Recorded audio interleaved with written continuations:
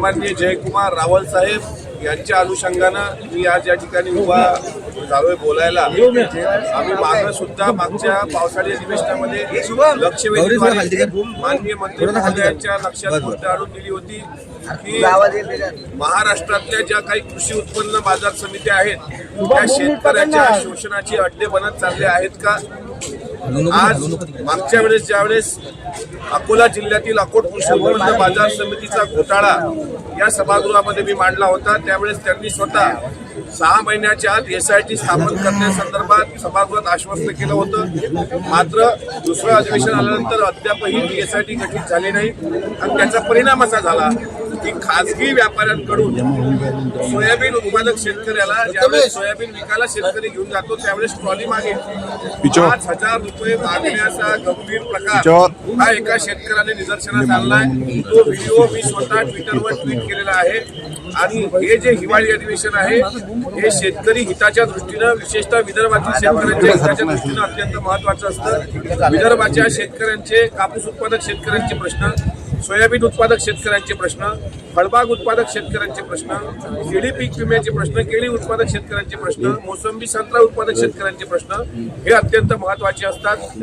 तसं पाहिलं तर पूर्ण वेळ हे अधिवेशन चालायला हवं होतं, पण आठवड्यातले 2 दिवस आता संपलेले आहेत, 4 दिवस बाकी आहेत। पण यामध्ये सुद्धा शेतकऱ्यांचे कुठलेही मुद्दे वरच्या सभागृहात चर्चेला येताना दिसले नाही, त्याबद्दल पण मी खंत व्यक्त करतोय। मी जरी सरकारमधला असेल पण विदर्भाच्या शेतकऱ्यांच्या आत्महत्येची कारण मीमांसा या अधिवेशनात झाली पाहिजे। शेतकऱ्यांनी पिकवलेला शेतमाल काल अकोला कृषी उत्पन्न बाजार समितीमध्ये सोयाबीनमध्ये थोड्या प्रमाणात खडे आढळले, त्यामुळे ट्रॉल्याच्या ट्रॉल्या परत पाठवण्याचा एक घाट इथल्या मुजोर आणि माजोरड्या झालेल्या इथल्या व्यापाऱ्यांनी केलेला आहे।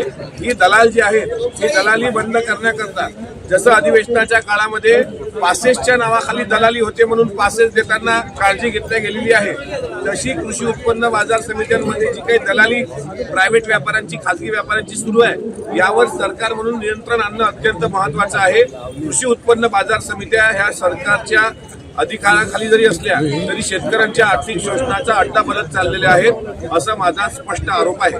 ज्या समाजसेविकेचं आपण नाव घेतलंय त्यांचं तुम्ही एकंदरीत वर्तवणूक पाहिली असेल तर निवडणुका अधिवेशन काळामध्ये साधारणपणे अशा प्रकारचे आरोप ते करत असतात। मागे केंद्रीय मंत्री नितीन गडकरी साहेबांवर असा आरोप करताना त्यांनी त्यांच्या कमावतो असा आरोप केल्यानंतर त्या शांत झाल्या। नंतर डॉक्टर संपदा मुंडे आत्महत्या प्रकरण घडलं, त्यावर पण त्या काही बोलल्या नाही। आता काल परवा एक व्हिडिओ ट्विट झाला होता पैशाच्या बंडलाचा, त्यावर सुद्धा चकार शब्द त्या मॅडम बोलल्या नाहीत। पण आता सकाळी उठायचं, अजितदादा डोळ्यासमोर ठेवायचे, त्यांच्या घरावर त्यांच्या मुलावर जाणीवपूर्वक आरोप करायचे आणि प्रसिद्धीच्या झोतात राहायचं। आता कोण पॉवर ऑफ अटॉर्नी होतं, कोणाचा 18 वर्षापूर्वी डोळा होता, म्हणजे अशा प्रकारे काहीतरी अजितदादांना बदनाम करण्याकरता एक मोठं काहीतरी त्यांच्या मागं वलय उभं केलं गेलेलं आहे। त्यांच्या पतीला मागच्या काळामध्ये मिळलेलं प्रमोशन आता ती सुरुवात होती, पण आता याचं त्यांना काय बक्षीस मिळेल हे येणारा भविष्य काळात सांगेल। तुर्तास त्या ताईंना आमचं सांगणं आहे की आदरणीय ताई, चौकशी समिती गठीत झालेली आहे, चौकशी समितीचा अहवाल आल्यानंतर सगळं स्पष्ट होईल ना। पण अशा प्रकारे प्रसिद्धीच्या झोतात राहण्याचा एक वेगळं व्यसन त्यांना जडलेलं आहे आणि या व्यसनापायी त्या स्वतःचं हसं करून घेत आहेत। मात्र ज्या गंभीर प्रकरणं असतात, का नाही बोलल्या त्या? नाशिकमध्ये त्र्यंबकेश्वर भागामध्ये एक घटना घडली की 6 लेकरांना विकायची पाळी एका आईवर आली, याच्यावर का नाही बोलल्या?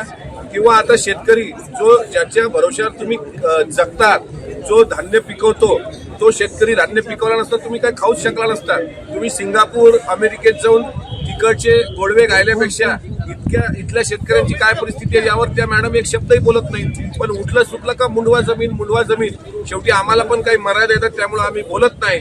पण वस्तुस्थिती फार वेगळी आहे। स्वतःला प्रसिद्धीची हव्यास असलेल्या ह्या ताई सातत्याने चर्चेत राहण्याकरता असे आरोप करतात, त्यातून काही निघणार नाही।